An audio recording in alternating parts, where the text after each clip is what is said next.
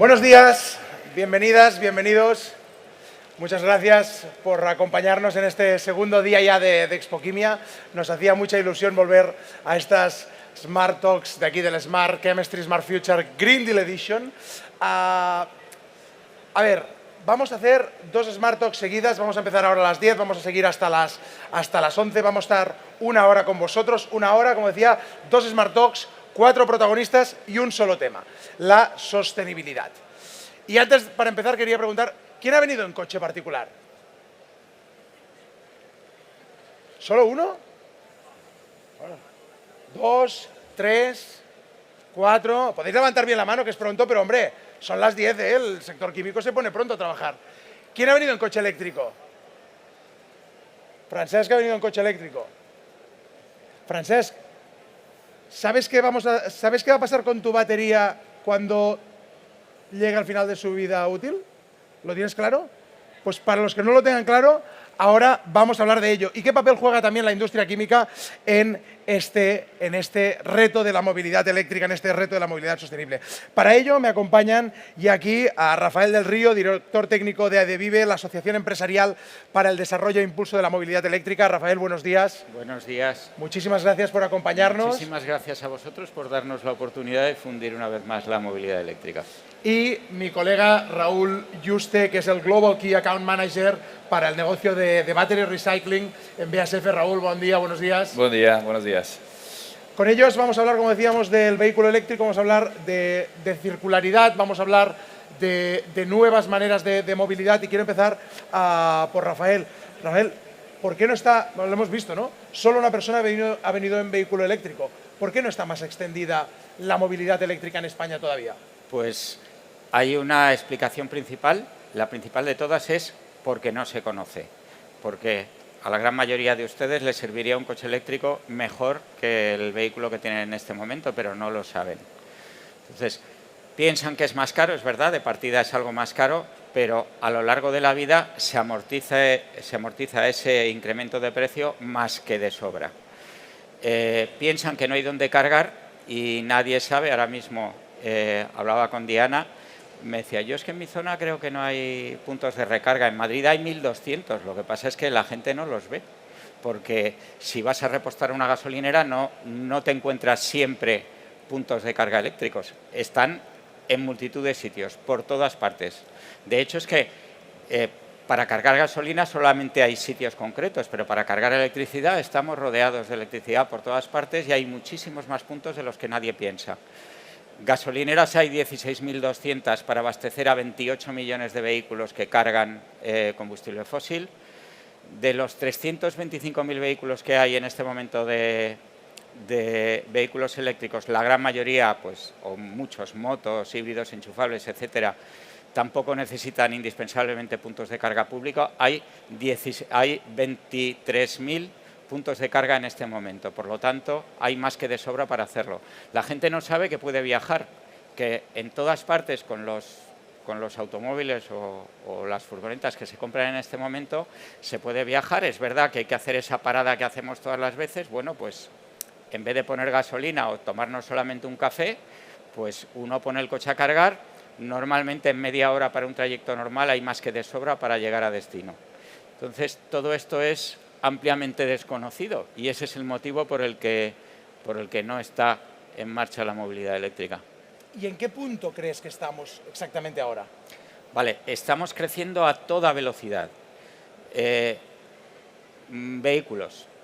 El año pasado se matricularon aproximadamente el 30% del total de los vehículos que hay en este momento, más de 100.000.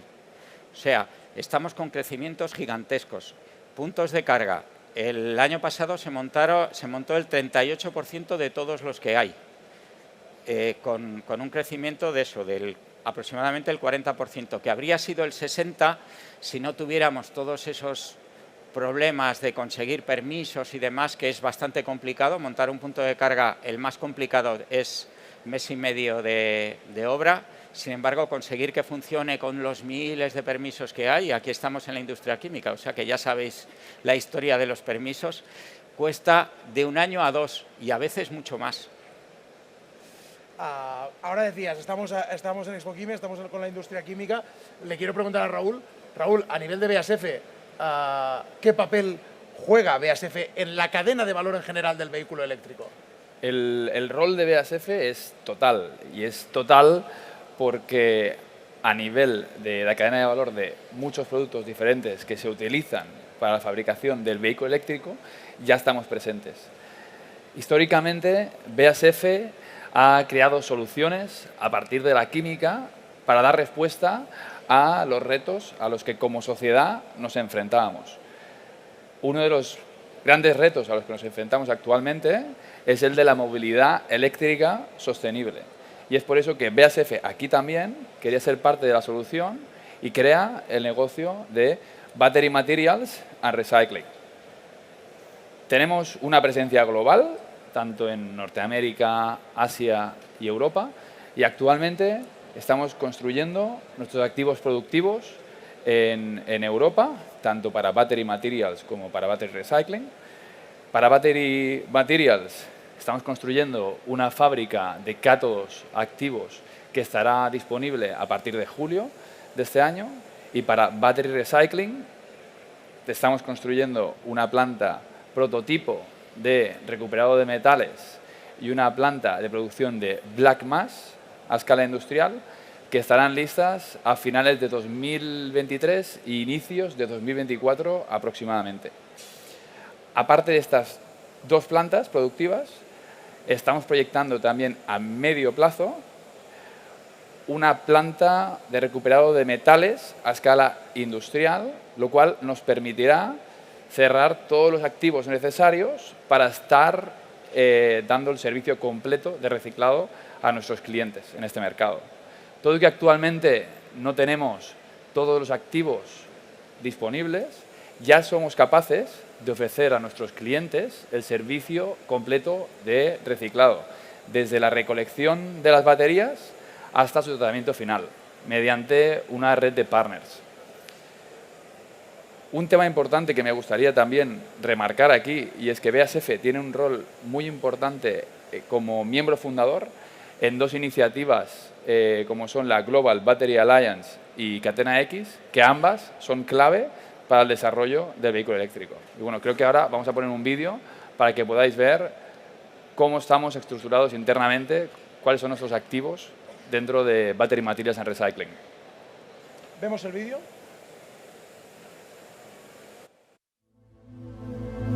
Y particularmente en mi caso la empecé de muy chiquitito. Tenía 3 años, mi papá me armó el primer karting. Casi toda mi vida estuve en el automovilismo.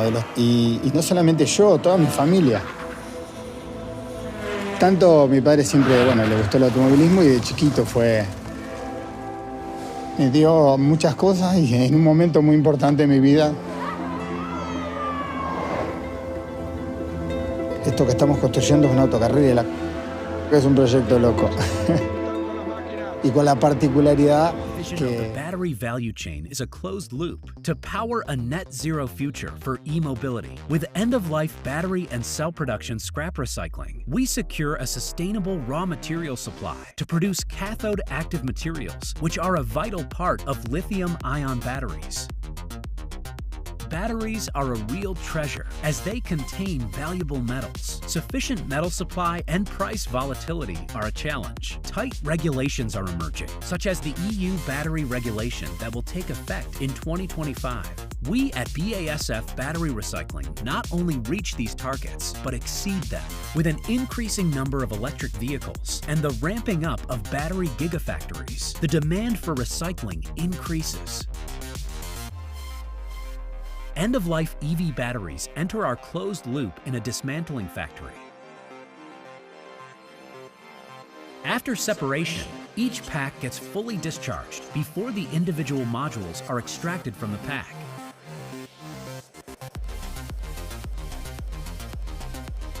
In our black mass production, different kinds of feedstocks are mechanically treated. End-of-life batteries and cell production scrap are shredded. By sieving and drying several times, black mass and other metal concentrates are created. These metal concentrates, such as aluminum and copper, go to standard recycling. The black mass refinery uses reagents and hydrometallurgy for separating elements. This urban mining results in valuable metals in liquid and powder form.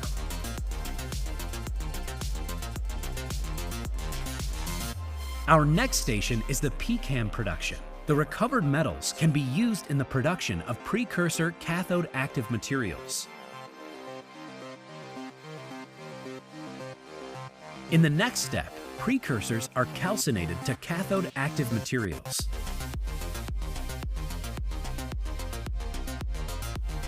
Cell production closes the loop by manufacturing new battery modules.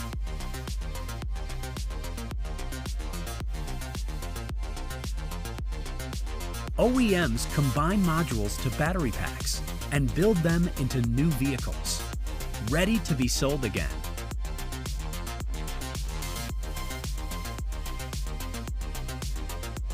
Out-of-spec material and battery production scrap at any step of the value chain go directly to battery recycling. At BASF, we offer recycling technology with high recovery rates. Our integrated production loop from end-of-life batteries and battery production scrap to cathode active materials significantly reduces the CO2 footprint of a battery. This is how we support cell producers and OEMs to reach tight regulations, such as the EU battery regulation targets. We are increasing recycling capacity across our global business to enable a net zero future for e-mobility. BASF. We create chemistry. Bueno, primero deciros que el vídeo que estábamos viendo antes ha sido error mío a los compañeros técnicos, porque era nuestra campaña We Love Electric Vehicles, que había tenido que haber lanzado antes y no he hecho, por eso ha salido ahora. Después veremos otro. Lo vemos, economía circular, qué pasa con nuestras baterías, pero como decía Raúl antes, llegamos al vehículo eléctrico, la cadena de valor del vehículo eléctrico, de muchas maneras. Estamos diseñando pinturas que aíslan térmicamente el vehículo y así toda la energía se puede concentrar a la movilidad. Estamos diseñando plásticos de ingeniería para también reducir el vehículo y tener las mismas propiedades, que pesen menos estos vehículos. Estamos diseñando muchas partes de este vehículo, de esta nueva movilidad a través de toda la cadena de valor. Pero volviendo al reciclado, Rafael, ¿por qué es tan importante ese reciclado de baterías? Es absolutamente vital. Una buena parte de los productos que incorporan las baterías, como se ha visto en el vídeo, pues el cobalto, el níquel, el grafito, que no estaba ahí, pero también se ocupa BASF, pues son materiales que son extraordinariamente caros, que están concentrados geográficamente en sitios concretos, el cobalto en Congo, el grafito en China. Una buena parte de todo lo que hay está en China. Es vital para Europa el poder reciclar ese material. Por otra parte, en lo que es el tratamiento de ese material, tanto su extracción como después su concentración y su purificación, se utilizan enormes cantidades de energía. Por lo tanto, reciclar ese material significa un ahorro de emisiones de gases de efecto invernadero y un ahorro de energía muy importante. El hecho de que una compañía europea, líder mundial como BASF, se esté ocupando de esto, creo que es una de las claves de que Europa consiga ponerse a tono con lo que es la construcción de celdas de baterías. El hacer precursores es el origen, es por donde hay que empezar, y yo creo que es una clave muy bien escogida por BASF. Ahora me haces pensar, ¿no? Antes cuando Raúl decía las dos piezas que componen este negocio, ¿no? Hablábamos de battery materials y después de la parte de reciclaje, es decir, ¿no? Producir, investigar, desarrollar materiales para estas baterías y pensar ya, ¿no? Ese concepto de codiseño del que habíamos hablado muchas veces, pensar qué pasará una vez llegue al fin del ciclo, porque esto, Raúl, al final es circularizar, es economía circular. ¿Cómo es de importante la economía circular en este proceso de investigación, en este negocio en el que estáis? Pues, Xavi, es muy importante. ¿El futuro será circular o no será? Creo que en todos los productos que se diseñen vamos a tener que anticipar su circularidad, ya sea o mediante su segunda vida o mediante su reciclado. Y esto no es para nada diferente para las baterías. Como bien ha apuntado Rafael, las cantidades de energía que se utilizan para extraer estos metales son enormes. Si lo comparásemos con el reciclado, hay una diferencia notable. El hecho de reciclar también nos da acceso a estos metales, nos da una independencia de otras regiones, que creo que es un tema bastante relevante, y obviamente también a niveles de uso de recursos naturales, como puede ser el agua. Con el reciclado vamos a niveles mucho menores, ¿no? En línea con esto, la Unión Europea lanza una directiva, que es la Directiva Europea de Baterías, en la que se establece que debemos de reciclar o de tratar todos los residuos actualmente que se generan con la fabricación de baterías o en la fabricación del vehículo eléctrico. Aparte de esto, y creo que es también muy importante destacarlo, para 2031 esta directiva dispone que todas las baterías que se fabriquen en Europa deberán tener un tanto por ciento de metales reciclados. Y es por eso que la circularidad es vital para el desarrollo del vehículo eléctrico. Para que entendamos un poco, ¿no?, quién van a ser, no sé si decir ya directamente los clientes o la relación directa. Por un lado va a ser aquellos fabricantes de baterías, pero entiendo también, Raúl, aquellos fabricantes de vehículos cuando termine la vida útil la propia batería, ¿no? Así es, así es. O sea, nuestros clientes van a ser tanto, por un lado, como bien apuntas, las gigafactorías que todos hemos estado escuchando últimamente en las noticias, como cualquier fabricante de vehículo eléctrico, ya sea vehículo eléctrico pesado como vehículo eléctrico ligero. Ahora que decías gigafactorías, ¿no?, estamos leyendo, ¿no?, que en España noticias de gigafactorías que se están proyectando. No sé cómo prevés que crezca esta producción en España, cuánto scrap, es decir, cuánto residuo se puede generar y, por tanto, si se tendrá la necesidad de volver a introducir todo este residuo, como decías, a través de la directiva, en el mercado a través del reciclado.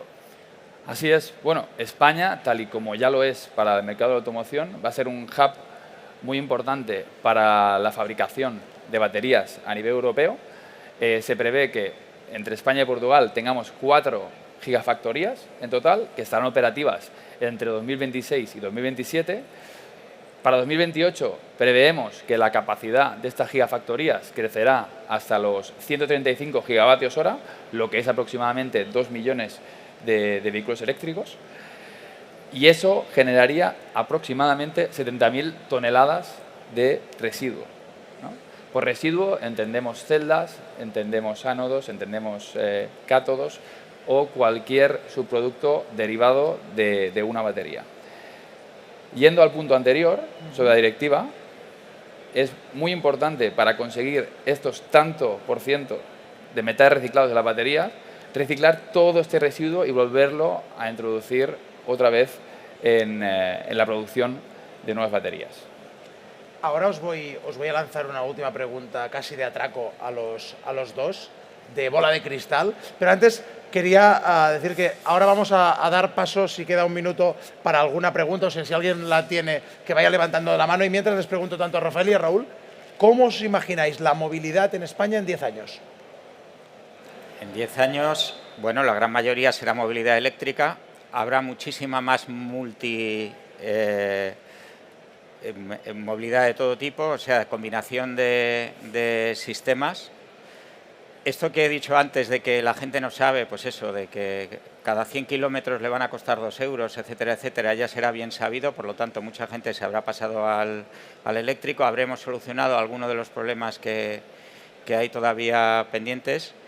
Y esto, pues, habrá multimodalidad constantemente. Todos nos moveremos en un montón, en transporte público, más vehículo compartido, más patinete, más bicicleta, más todo lo demás. Todo eléctrico. Y yo creo que será prácticamente general. Gracias. ¿Y en tu opinión, Raúl? Yo creo que, bueno, hemos visto en las noticias, ¿no?, los anuncios de diferentes marcas de renombre en el mercado de automoción que dicen que para 2030 van a fabricar únicamente vehículos eléctricos. Entonces eso nos pone en la tesitura que en 10 años una gran parte del parque automovilístico, tanto nacional como europeo, va a ser posiblemente electrificado. Pues muchas gracias a los dos. No sé si alguien quiere lanzar una pregunta. No sé, a Rafael, a Raúl, a los dos.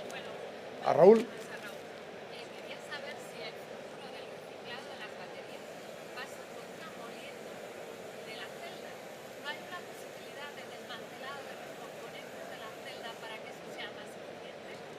No, por el momento, Si podéis introducir un poco la pregunta por la gente que no la ha oído. sí, habías dicho molido, ¿no? Claro, porque la Black Mass, yo me imagino que se hace una molienda, Sí, que es la celda, ¿no? sí, Y están todos los componentes, cátodo, ánodo. correcto. Vale. Sí. Entonces, ¿no hay una forma más eficaz de desmantelar la celda y obtener el cátodo, el ánodo? Correcto, vale. Bueno, la pregunta es que si hay alguna manera de en vez de fabricar esta black mass, este triturado de la batería, ir a otros modelos de gestión o de digestión de estas baterías. Por el momento, por nuestro lado, no los vemos. Sí que es verdad que a lo mejor en un futuro próximo existen nuevas tecnologías, pero nuestro enfoque principal es el de, primero, triturar las baterías y después recuperar los metales. Rafael también quería añadir. Apunto. Las baterías de los Tesla son baterías parecidas a las pilas. Son un poquito más grandes, pero parecidas a las pilas. El ánodo y el cátodo van arrollados. Las baterías de los Nissan son prismáticas y entonces tienen una cosa y tienen otra. Las baterías de los Smart son tipo patch, que es como una bolsa en la que están metidas cosas. Entonces, el tratar de tener un procedimiento general para algo que cambia constantemente de forma es prácticamente imposible. Lo razonable es trituramos, salvo que tengamos una vía, que eso se ocupará BASF seguro. Si llega a un acuerdo con Tesla, pues ya inventarán una manera de desenrollar todo el ánodo y el cátodo de aquello para que hacerlo más cómodo, que también será más eficaz.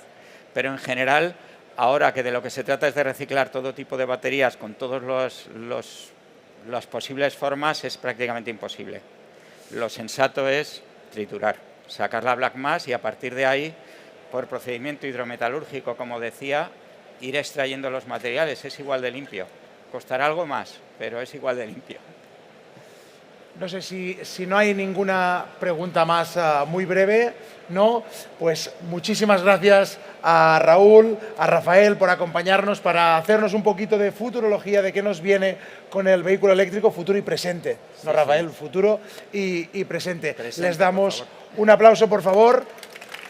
Cuando queráis podéis bajar. Vamos a seguir. Ellos, antes decía creo, Buena pregunta. a Rafael, que hablamos de futuro, hablamos de clima. Y lo estamos haciendo porque el clima está cambiando. Vemos un vídeo y seguimos. To protect the climate, we're changing in ways that might surprise you. We've turned to the most experienced fluid dynamics experts in the world to make airplanes more efficient. We're planning a heat pump the size of a soccer field to reduce our own emissions. Blazing a trail with recycling technology to breathe new life into old electric vehicle batteries. And to power our own factories. We're building an offshore wind farm, the biggest in the world. To protect the climate, we're changing, getting inspiration from all kinds of places and all kinds of people.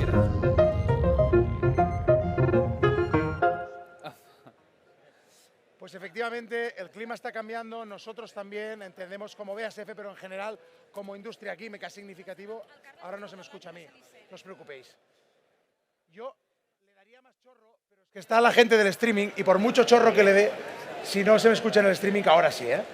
Decía que efectivamente el clima está cambiando, nosotros también, y no digo solo como BASF, sino en general creo como sociedad, industria, en concreto industria química. Es normal pues estar en este Green Deal Edition del Smart Chemistry, Smart Future.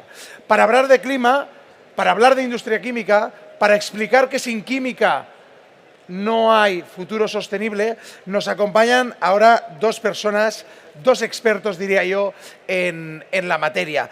En primer lugar, nos acompaña Francesc Mauri, que es geógrafo, meteorólogo de la Televisió de Catalunya desde hace muchísimos años. Ha recogido ya varios premios de comunicación, como el Radio Associació de Catalunya, tiene un Ondas y además es autor de varios libros, entre ellos Stop al canvi climàtic, com podem ser més sostenibles. Francesc, quan vulguis. Y también nos acompaña nuestro director general en BASF, vicepresidente de FEIQE, presidente de Expoquímia, Carles Navarro. Carles, Buen día.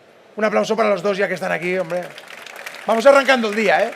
Yo ahora desaparezco, les dejo a ellos para que establezcan este diálogo sobre futuro, clima y también ciencia e industria. Adelante. Muy bien, Xavier. Bueno, buenos días a todos. Bon día. Good morning, everyone. Bueno, para mí es un placer estar aquí, ver tanta gente congregada para esta conversación, porque eso significa que el cambio climático es un tema importante, que nos interpela a todos y que despierta interés, ¿no?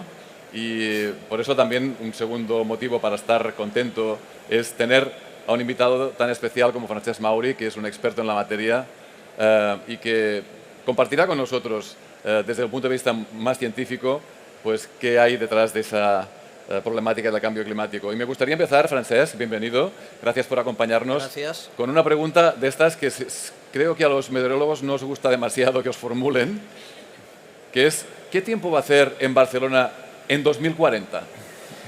A ver, en 2040, en 2050, saber el tiempo que va a hacer en Barcelona es mucho más sencillo que saber el tiempo que va a hacer mañana. Es así, ¿eh? No estoy realizando ninguna broma. Lo que no sabremos es el tiempo que va a hacer un día concreto, ni mucho menos, eso es imposible. Pero sí el marco general. El clima, diríamos, ¿no? El clima. Y ahí está la confusión, sobre todo de algunos altavoces mediáticos, incluso políticos, etcétera, que mezclaban meteorología y climatología de una forma pues muy burda, ¿no? En este sentido, Barcelona es una ciudad mediterránea con un clima suave comparado pues con áreas mucho más contundentes. Clima de Madrid, por ejemplo, de Lleida, son continentales, ¿no? Continentales. Sí. Y a Barcelona, aún no el 2040, pero en el 2050, y esos son 26 años allá, se le asigna la temperatura media de Málaga. La de Málaga. La de Málaga. Y a Lleida, 9 meses al año, excluyendo el trimestre invernal, se le asigna la temperatura de Sevilla.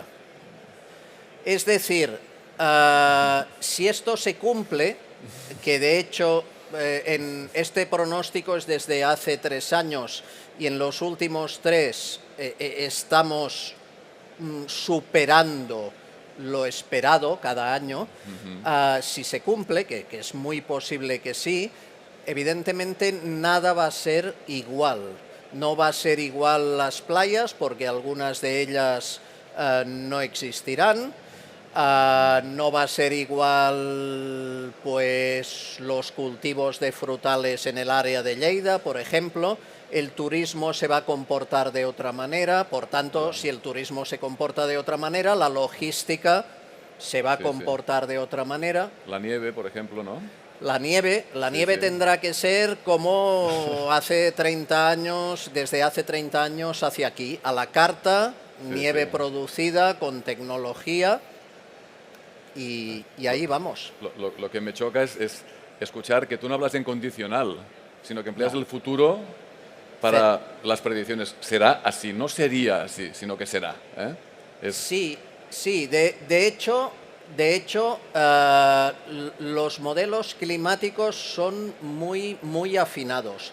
Solo pueden cambiar las cosas 2 elementos que no controlamos. Bueno, de hecho, 3 elementos. Una erupción volcánica masiva en la Tierra, como sabemos que ha existido en el pasado, y eso no sabemos si se va a producir o no. Segundo, la caída de un meteorito. Esperemos que no. Parece que no. Tercero, que el Sol se vuelva un poco loco respecto a las previsiones solares que hay y nos deje, como pasó entre 1300 y 1900, de enviar la energía que estamos acostumbrados. Vaya. Sí, y yo, en este sentido, lo que te iba a preguntar, pues, ya que tú me preguntas cosas difíciles, ¿no? Por mi trabajo, ¿podemos saber en las próximas décadas dónde va a estar la química de una manera más o menos certera? Sí, yo creo que la química va a ser una actividad esencial para mitigar y adaptarnos también a las consecuencias del cambio climático. Somos una industria que está en la base de todos los procesos de producción del mundo prácticamente y por tanto intervenimos en todas las cadenas de valor y por ese motivo tenemos mucho impacto en el medio ambiente en forma de emisiones, consumo de recursos fósiles y todo esto tiene que cambiar y ya lo estamos cambiando. De hecho tenemos un reto doble muy claro que es en primer lugar transformarnos a nosotros mismos, es decir, producir de forma diferente, descarbonizarnos, abandonar combustibles fósiles para producir energía y para, digamos, consumir materia prima y también ayudar con nuestras soluciones a descarbonizar a nuestros propios clientes, porque dependen de nuestra tecnología para poder avanzar en ese camino de la descarbonización. Y por eso estamos en BASF totalmente comprometidos con empezar ese camino, de hecho ya lo hemos empezado hace años, de pasar de energía gris a energía verde, de circularizar nuestras operaciones, de producir vapor, que es algo que nos hace falta en todas las plantas, en lugar de con gas, con electricidad verde, usar materias primas de origen renovable y reciclado. Esto de cara hacia puertas adentro. De cara hacia afuera, pues hay que aportar tecnologías a nuestros clientes que ayuden a sus propios productos a ser sostenibles. Y yo estoy convencido de que sin la química esto no va a ser posible. Estamos en tantas actividades que es impensable imaginarse un futuro en el que no haya un papel integral de la industria química a la hora de mitigar el cambio climático. O sea que por ahí creo que estamos realmente alineados. Pero hablando de ciencia, la verdad es que todos los que estamos en este campo pensamos que la ciencia va a ser muy importante, pero no esperamos soluciones mágicas, ¿no? No hay nada que pueda pasar que nos solucione el problema de un golpe, ¿no? ¿Tú qué piensas sobre esto? De un golpe es imposible solucionar ningún problema porque evidentemente si se produce algún tipo de golpe, nuestra sociedad y la pandemia lo demostró, es extraordinariamente frágil. Exacto. Es decir, Sí, sí. un pequeño golpe en cualquier lugar del planeta supone pues una explosión, ¿no? Planetaria prácticamente. Hay ejemplos. La guerra de Ucrania es un ejemplo de un golpe en la base energética de muchos países, especialmente Europa.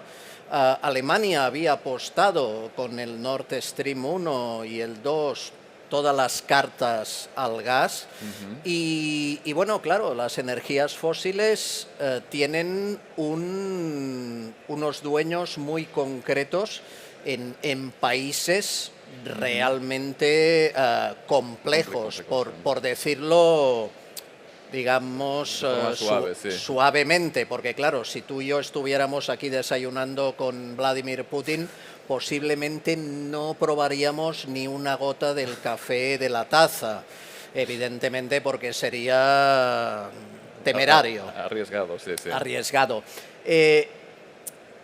Claro, cambiarlo todo de golpe es imposible, pero tenemos que abordar la revolución, porque una revolución son grandes cambios en poco tiempo. Tenemos que abordar una revolución lo más rápido posible, sin salir de la carretera, pero con una apuesta muy firme. Tú mismo lo decías, energía renovable, la electrificación es fundamental. Estamos en la zona del estado donde nació la hidroeléctrica en el Pirineo, sí, señor. el Pirineu catalá, y ¿a raíz de qué? De una guerra, la Primera Guerra Mundial, porque cuando empezó la Revolución Industrial en Cataluña, año 48, 1848, el primer ferrocarril entre Barcelona y Mataró, etcétera, el carbón era fundamental, Así es, pero sí, sí. se importaba de Escocia, del Reino Unido, y una guerra truncó completamente el crecimiento de esa energía mágica que era el carbón, masiva, pero extraordinariamente contaminante. Y en ese momento se introduce la hidroeléctrica por una crisis precisamente bélica con el carbón. Por tanto, grandes cambios en poco tiempo es difícil, pero sí que a medio plazo tendríamos que tener muy claro que son necesarios. Muy bien. Claro, en este sentido, bajamos un poco más a lo terrenal. Sociedad, empresas, sociedad, todos trabajamos o hemos trabajado o trabajaremos para alguna empresa, ya sea pública, ya sea privada. Las empresas son fundamentales, son el reflejo de la sociedad, evidentemente, pero no tendrían que liderar en muchos casos de una manera mucho más clara y diáfana esta transición. Yo creo que pones el dedo en la llaga, Francesc. Yo estoy convencido de que sí. Las empresas, según muchos estudios, generan el 80% de la riqueza mundial. Por tanto, está en nuestras manos movilizar recursos para cambiar las cosas. Y es que hasta ahora las empresas con nuestra actividad, y no hablo solo de la química, sino de cualquier actividad económica a nivel mundial, hemos llevado el planeta al estado en que se encuentra ahora. Somos los principales causantes de la situación lamentable en la que se encuentra el planeta. Por tanto, debemos ser los primeros en asumir la responsabilidad y tomar conciencia de que somos los que tenemos que arreglar el problema. Pasar de ser parte del problema a ser parte de la solución. Y es que además tenemos los recursos, o podemos movilizar recursos económicos y humanos y tecnológicos para hacerlo. Sin esto va a ser imposible. Los consumidores por sí solos no vamos a cambiar las cosas. Tenemos un papel, que es pedir a las empresas y a los gobiernos acción y productos sostenibles. Y los gobiernos tienen la misión también de legislar, pero van mucho más lentos que el empeoramiento de la situación. Por tanto, no podemos fiarnos solo de los gobiernos. Ellos nos acompañan con retraso. Por tanto, nos corresponde a nosotros, a todas las empresas y en concreto a la química, realmente dar un paso decidido y cambiar la forma de hacer las cosas rápido. Yo siempre digo que el recurso más finito que tenemos no es ni el petróleo, ni el gas, ni el agua, ni el litio, es el tiempo. No tenemos tiempo y, por tanto, las empresas que son las que realmente pueden activarse y empezar a trabajar, tenemos que ponernos en marcha. Y, de hecho, decía antes que BASF ya está en marcha, ya tiene un programa de descarbonización con objetivos muy claros al 2030, de reducción de emisiones de 25% y un programa de neutralidad carbónica a 2050. Por tanto, y un programa que tiene, capítulos de inversión muy concretos. Es decir, no son solo palabras, porque las cosas no pasan solo por anunciarlas, pasan cuando las empresas ponen recursos y planes de acción concretos. Y esto es el compromiso que tenemos. Yo estoy convencido de que si no hacemos algo a las empresas, esto no tiene solución. Además, ahora tenemos, dentro de este debate de cómo hacer las cosas, el debate de las renovables, ¿no? Hemos comentado que son energías nuevas de las que se habla muchísimo. Pero, ¿qué modelo piensas que deberíamos adoptar para desarrollar energía renovable en un país como el nuestro, que es climáticamente, digamos, moderado, ¿no? Aunque hay muchas diferencias entre regiones, pero podríamos situarlo como una zona moderada del planeta, ¿no? ¿Qué modelo habría que seguir? A ver, yo tengo la sensación que tú y yo tenemos prácticamente la misma edad y recordamos cada mañana la época de la cotización en la radio del barril Brent de petróleo. Sí. Es decir, que era para las empresas un elemento fundamental. Lo continúa siendo, evidentemente, porque el 70-75% de la energía necesaria para mover el país viene no del petróleo solamente, pero de los hidrocarburos y las no renovables, ¿no? Y en este sentido, yo creo que aquello que siempre había soñado este país de liderar la energía, bueno, en mis estudios de geografía, que no se estudian ni ríos, ni capitales, ni golfos. No, eso no se estudia, se supone que ya lo llevas de niño y en la carrera, Será, por en la supuesto. especialidad, pues ahí. Para el liderazgo de cualquier país, el dominio de la energía es fundamental y tener recursos energéticos. Pues bien, este país, por primera vez en su historia, puede ser líder. Entonces, permíteme que yo no entienda, por ejemplo, que haya tanta necesidad, bueno, sí que lo entiendo porque estamos en un marco europeo, pero que haya tanta necesidad de llevar un tubo con hidrógeno a Marsella y después a Alemania, si lo que queremos es que la energía barata Se quede esté aquí, para que las empresas de todo el mundo se instalen aquí, lógicamente. No en Alemania, bueno, que también, que es Europa, que muy bien, pero que las queremos aquí. Y evidentemente para cualquier empresa, cuando hace números, pues saber en qué se va a gastar la energía, y la renovable es una energía extraordinariamente abundante, masiva y barata, que claro, se está implantando y ahora pues hay algunos desajustes, es decir, se está observando momentos en que la energía tiene precio cero, Exacto, sí. porque es aquella famosa curva del pato, Sí. ¿no? En que hay un exceso de oferta, pero no hay demanda, porque cuando Xavi Rivera ha preguntado cuántas personas pues van en coche eléctrico, pues bueno, yo y tres más. poquitos más. Sin entenderlo muy bien, porque yo llevo 10 años con vehículo eléctrico, 50.000 euros ahorrados en combustible. Yo ahora voy a decir una cosa que suena extraña. Yo no me puedo pagar con los 40.000 kilómetros que hago al año con mi coche un coche de gasolina. Ajá. Para mí es antieconómico. Es carísimo un Para coche de todos, sí, sí. gasolina. Así es. Entonces, bueno, si no hay consumo en las carreteras, si no hay electrificación en las viviendas, no entiendo continuar gastando gas cuando tienes bombas de calor de aerotermia, Por ejemplo, sí, sí. que, entre comillas, te regalan la climatización o la calefacción Así es. en cualquier clima, porque son líderes, por ejemplo, en Escandinavia y funcionan. sí. Yo hace muchos años que las utilizo en casa. Y bueno, la factura de la calefacción, del gas, del aire acondicionado es ridícula. Entonces, muy bien, las renovables sí, pero si la sociedad no se apunta al carro, ya no por la bandera verde, porque la bandera verde es muy bonita, pero en el fondo no funciona tan bien en conjunto, sino por la bandera. Tiene que ser económico, sí. Sí. Sí, sí, así es. Muy bien. En este sentido, Sí.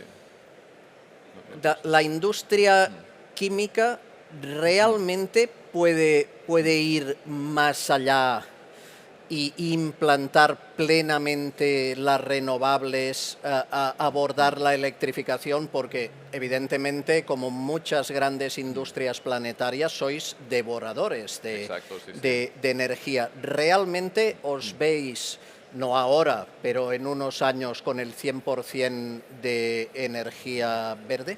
El 100% no sé si lo veremos en nuestra vida, pero nos vamos a acercar mucho.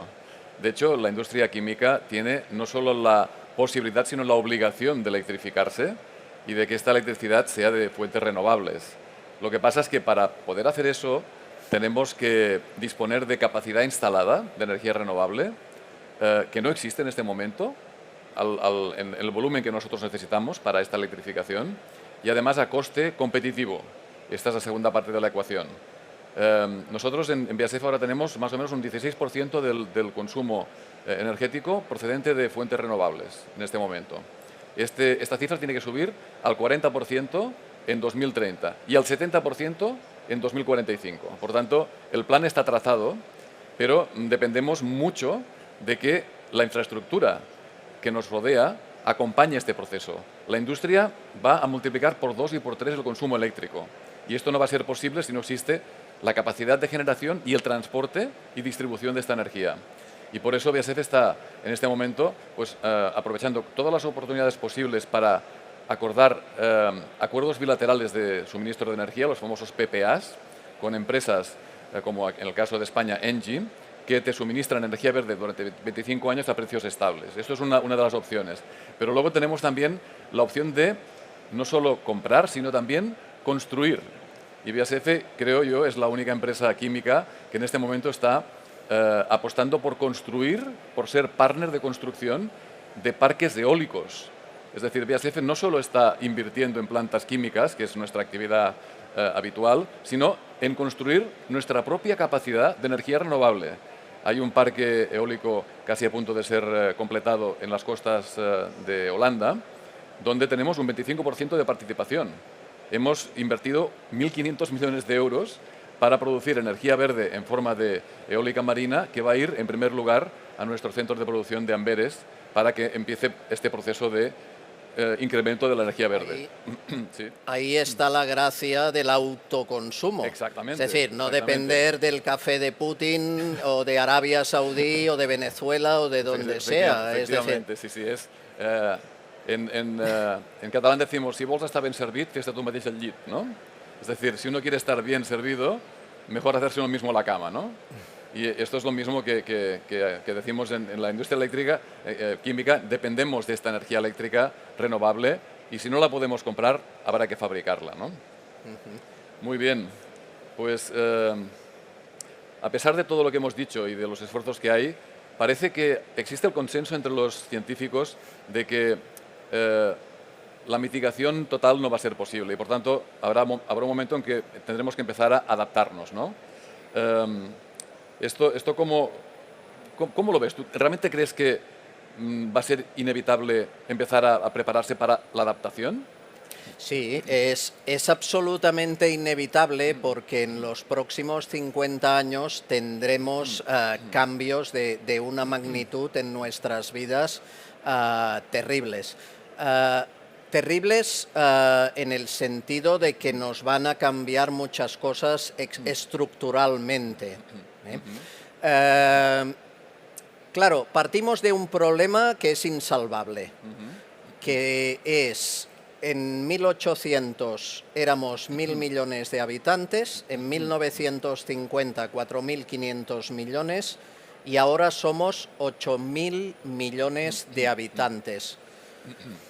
Una solución es quitamos 7.000 millones del planeta de golpe. Yo creo que nadie la compra, esta solución. ¿Alguien interesado, interesada? Parece que no. Bien, por tanto, como sabemos muy bien que incluso con un escenario de caída espectacular mundial de las emisiones de gases de efecto invernadero probadas experimentalmente o empíricamente durante la pandemia, sabemos que casi no cambió nada, prácticamente no cambió nada, porque la maquinaria climática es un crucero, como los que hay aquí en el puerto de Barcelona. Tiene una inercia, a unas millas mar adentro tiene que cortar motores. Y continuará, y la maquinaria climática y las emisiones y el efecto invernadero continuará años. Por tanto, solo nos queda adaptación y mitigación. Y la adaptación es un ejemplo que todos vamos a sonreír, pero si fuéramos los propietarios no sonreiríamos tanto. Un profesor, buen amigo de la Universidad de Alicante, cada año pues me invita a una charla entre los alumnos y él es experto en riesgos climáticos en todo el arco de Valencia. Él en el gobierno Zapatero formaba parte de los científicos que asesoraban en temas de cambio climático, etcétera, etcétera. Bueno, a esta persona le ofrecieron en un momento determinado, esto no es una historia, esto no es un fake, le ofrecieron la alcaldía de Alicante por un partido político. Él dijo, oye, me gustaría participar, etcétera, etcétera. Le enseñaron el programa, estoy simplificando, lógicamente. Muy bien, muy bien. Ahora usted nos envía, por favor, por correo sus propuestas, etcétera, etcétera. La propuesta número 1 de él fue de construir la primera línea de costa. O sea, demoler las edificaciones. Claro, porque lo entendemos enseguida. Como sabemos que ya ha habido afectaciones en primera línea de costa y va a más, pues sabemos que declarando zona catastrófica y pagando reconstrucciones, estamos tirando a un contenedor dinero. Y todos entendemos que lo racional es de construir y que los que compraron segunda línea de costa, hombre, se convierten en primera. le van a pasar a primera y se frotan las manos. Claro, esto lo entendemos muy bien, porque creo que los que estáis, las que estáis aquí, sois sensatos, sensatas. Y dices, claro, no vamos a tirar el dinero y vamos a estructuralmente coger el toro por los cuernos. Pero díselo al propietario de ese apartamento en la costa de Alicante. Pero bueno, no nos tenemos que ir a la costa de Alicante. Es decir, una zona que conoces muy bien, el tren del Maresma, le quedan pocos años de vida porque va a quedar inundado. La tercera pista del aeropuerto del Prat se sabe que va a quedar inundada y, sin embargo, en el proyecto de ampliación no consta un dique de protección del aeropuerto, curiosamente. Es decir, si nos creemos que lo que viene es estructural y que vamos a tener problemas de primera índole, ¿por qué no abordamos? Bueno, sí que sé por qué, evidentemente, pero ¿por qué no nos planteamos soluciones, ideas, pero que además son una oportunidad de negocio? Ahora hablo en términos monetarios, que es la economía verde. Sí, ahí está. Efectivamente, sí, sí. Muy bien.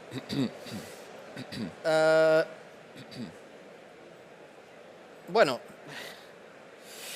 lo que investiga, yo creo que más o menos ya lo hemos contestado. Claro, tenemos un guión, nos saltamos algunas cosas, otras no. Esto pasa en el directo. A mí durante 38 años me ha pasado en televisión casi cada día, que el directo lo cambia todo. Pero